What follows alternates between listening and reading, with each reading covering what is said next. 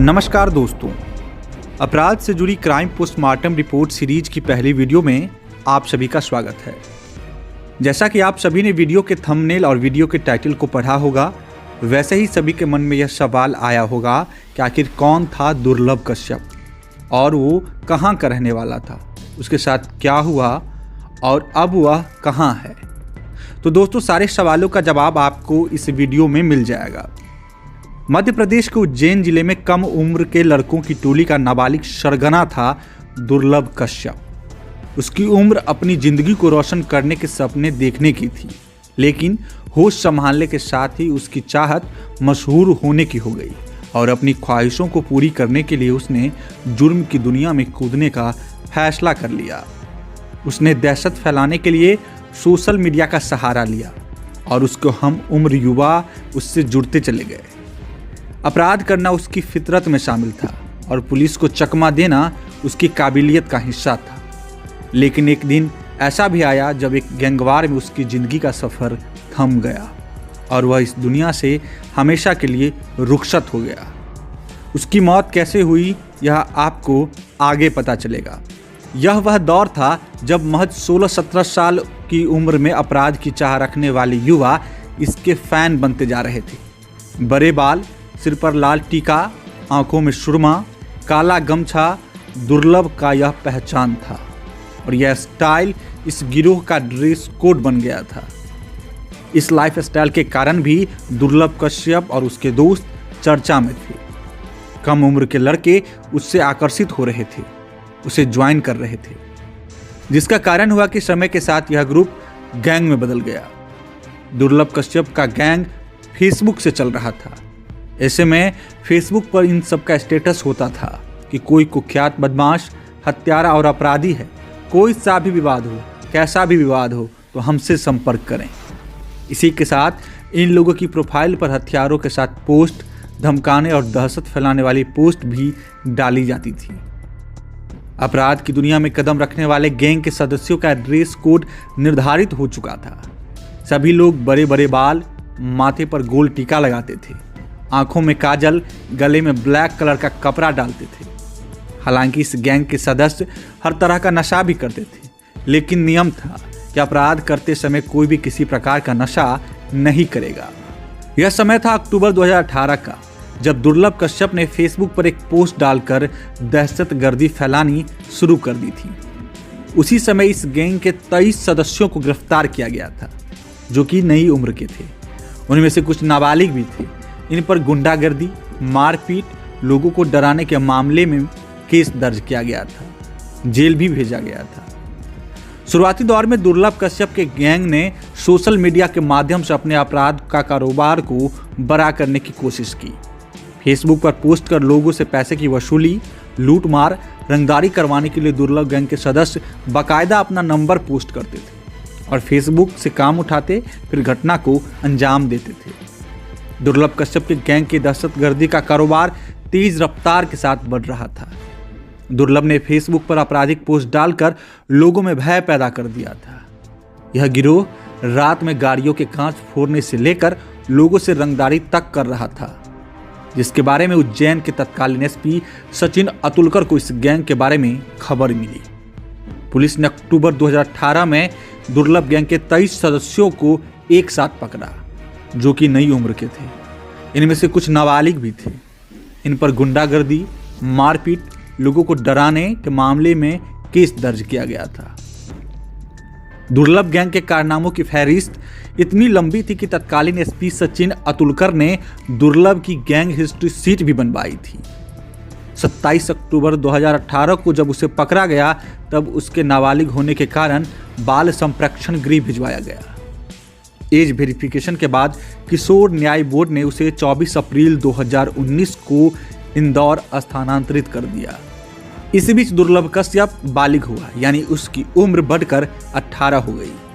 Police ने दोबारा कार्रवाई की, जिसके बाद वह पुलिस के डर से 1 साल से अधिक समय तक भैरवगढ़ जेल में रहा। इसी बीच एक ऐसा भी वाकया प्रकाश में आया जिसमें दुर्लभ की गैंग की गिरफ्तारी करने वाले तत्कालीन एसपी सचिन अतुलकर ने जेल का दौरा किया, तो उनकी मुलाकात दुर्लभ कश्यप से हुई। इस दौरान एसपी सचिन अतुलकर ने दुर्लभ कश्यप से कहा कि तू जेल में ही सुरक्षित है, उम्र से ज्यादा दुश्मनी पाल ली है तुमने, बाहर निकलेगा तो कोई ना कोई जरूर मार देगा। जिसके कारण दुर्लभ ने डर से 1 साल तक जमानत नहीं करवाई। लेकिन आगे चलकर एसपी सचिन अतुलकर की बातें सच साबित हो गई। इसी बीच 24 जनवरी 2020 को तुलसी नगर निवासी भाजपा नेता राजेश बोराना के 20 वर्षीय बेटे स्वप्नेश बोराना को दुर्लभ गैंग के सदस्य शानू और रोशन ने बाइक पर बैठाकर अपहरण कर लिया। आरोपियों को शंका थी कि स्वप्नेश उनकी मुखबरी करता है। इस मामले में पुलिस ने 1 जुलाई 2020 को दुर्लभ कश्यप गैंग के सदस्य शानू और रोशन के साथ 2 अन्य बदमाशों को गिरफ्तार किया। इस दौरान दुर्लभ गैंग के सदस्यों ने युवक के अपहरण के बाद मारपीट का एक वीडियो भी बनाया था। पुलिस के अनुसार आरोपियों ने धमकी दी थी कि जब तक उन्हें रुपये नहीं देता है तब तक वह मारपीट के वीडियो वायरल करता रहेगा। वारदात करने के बाद सभी आरोपी फरार थे। उनकी गिरफ्तारी पर तत्कालीन एसपी ने 10-10 हजार रुपये का इनाम भी घोषणा की थी। इधर लॉकडाउन के पहले फरवरी के आसपास का वक्त था जब दुर्लभ कश्यप जमानत पर छूटा और इंदौर में रहने लगा। इसके बाद लॉकडाउन खत्म होते ही वह उज्जैन आ गया और यहाँ माँ के पास रह रहा था। दुर्लभ की माँ सरकारी स्कूल में शिक्षिका हैं। इसी बीच दोस्तों के साथ वापस रात में पार्टी और घूमना दुर्लभ कश्यप ने शुरू कर दिया। जेल से निकलने के बाद दुर्लभ कश्यप खुद को डॉन मान बैठा था। लॉकडाउन के बाद शहर में ऐसे ही आपराधिक घटनाएं चरम पर थी। ऐसे में अपराधी बेखौफ होकर घटना को अंजाम दे रहे थे। इसी बीच हिस्ट्री सीटर दुर्लभ कश्यप 2 महीने से उज्जैन के अब्दालापुर में रह रहा था और रात में पार्टियां कर दोस्तों के साथ घूम रहा था। इसके बाद भी पुलिस ने दुर्लभ की गतिविधियों पर ध्यान नहीं दिया। इसी बीच रात के 11 बजे दुर्लभ कश्यप गैंग के कुछ साथी रफीगंज के हारफुल वाली गली में चाय दुकान पर पहुंचते हैं और वहां चाय दुकानदार अमन उर्फ भूरा को रंगदारी के लिए चाकू लहराकर धमकाकर चले आते हैं। दुकान संचालक इसकी शिकायत करने माधवनगर पुलिस स्टेशन पहुंचता है, लेकिन उसकी रिपोर्ट नहीं लिखी जाती है और उसे भगा दिया जाता है।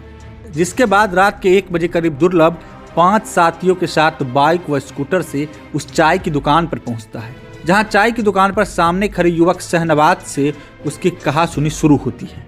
इसी बीच दुर्लभ शहनवाज को कट्टे से गोली मार देता है, जो शहनवाज की गर्दन पर लगती है और शहनवाज वहीं गिर जाता है। जिसके बाद शहनवाज के साथियों ने दुर्लभ को घेर कर उस पर हमला कर दिया। दुर्लभ पर चाकू से 34 वार किए गए। गैंगवार में कमजोर पड़ता देख दुर्लभ के साथ आए उसके दोस्त दुर्लभ को वहीं मौके पर छोड़ भाग गए, जिसका परिणाम हुआ कि अपराध की दुनिया में नाम कमाने की चाहत लिए 7 सितंबर 2020 को गैंगवार में 20 साल की उम्र में हिस्ट्री सीटर दुर्लभ कश्यप की चाकुओं से गोदकर हत्या कर दी गई। इस वक्त तक दुर्लभ पर 8 से 9 गंभीर आपराधिक मुकदमे दर्ज हो चुके थे। दुर्लभ की हत्या के बाद मामले में कई लोगों की गिरफ्तारी हुई।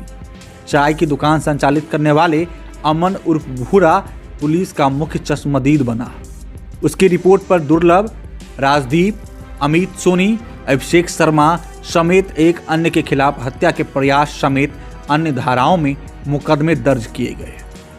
वहीं दुर्लभ के साथी अभिषेक शर्मा की रिपोर्ट पर जीवाजीगंज पुलिस ने घायल शहनवाज, शादाब, हिस्ट्री सीटर रमीज, राजा व भूरा के खिलाफ हत्या की धारा में केस दर्ज किया। अभिषेक ने बताया कि घटना के दिन दुर्लभ के घर दाल बाटी खाने के बाद रात 1:30 बजे करीब वह सिगरेट व चाय पीने दुकान पर गया था। यहाँ शहनवाज और शाबाज से किसी बात पर दुर्लभ का झगड़ा हो गया। इसी दौरान सभी मिलकर दुर्लभ को चाकू मारने लगे। अभिषेक ने पुलिस को यह भी बताया कि चाय वाला भूरा चिल्लाकर यह कह रहा था कि शादाब भाई, इसे जान से मार दो, इसे खत्म कर दो। इधर पुलिस की पड़ताल चलती रही। मामले में कई लोगों की गिरफ्तारी हुई, सभी जेल भेजे गए। इसी बीच 2 नवंबर 2020 की वो तारीख आई जब दुर्लभ कश्यप हत्याकांड के मुख्य आरोपी सिराज बाबा उर्फ चाय वाले ने जेल में आत्महत्या कर ली। और इसी तरह से लंबे समय तक कायम रहने के बाद उज्जैन शहर से 20 साल के दुर्लभ कश्यप का डर और खौफ खत्म हो गया। लेकिन मौत के बाद इस साल जनवरी 2021 में एक बार फिर से दुर्लभ कश्यप सुर्खियों में आया। वजह थी दुर्लभ कश्यप की मौत के बाद उसके गैंग के सदस्य उसकी यादों में 26 जनवरी को एक बाइक रैली निकालने वाले थे। सोशल मीडिया के जरिए एक पोस्टर वायरल हुआ जिसमें दुर्लभ कश्यप के स्मृति में एक वाहन रैली निकालने की बात कही गई। पोस्ट में लिखा गया था कि अधिक से अधिक नौजवान नवयुवक इस वाहन रैली में शामिल हों। आयोजन की खबर उज्जैन पुलिस को मिली, जिसके बाद उज्जैन पुलिस ने तत्काल दुर्लभ कश्यप गैंग के साथियों के खिलाफ कार्रवाई करते हुए आयोजन पर रोक लगा दिया। महज 20 साल में आतंक का पर्याय बनने वाले दुर्लभ कश्यप को फॉलो करने वाले इस गैंग के सदस्य आज भी दुर्लभ की याद में दुर्लभ की लाइफ स्टाइल, ड्रेस कोड को लागू रखते हुए सोशल मीडिया के सहारे चोरी छिपे कई फेसबुक पेज और ग्रुप बनाकर गैंग चला रहे हैं। हालांकि दुर्लभ की मौत के बाद इस गैंग की कोई बड़ी आपराधिक घटना सामने नहीं आई है। दुर्लभ कश्यप की शुरुआत से अंत तक की इस कहानी में एक बयान दुर्लभ के पिता रजनीश कश्यप का भी आया। अपने इकलौते बेटे दुर्लभ की मौत के बाद दुर्लभ के पिता रजनीश कश्यप ने मीडिया के सामने एक इंटरव्यू में कहा था, कोई भी मेरे बेटा जैसे नहीं बने, क्योंकि अपराध का अंत बुरा ही होता है।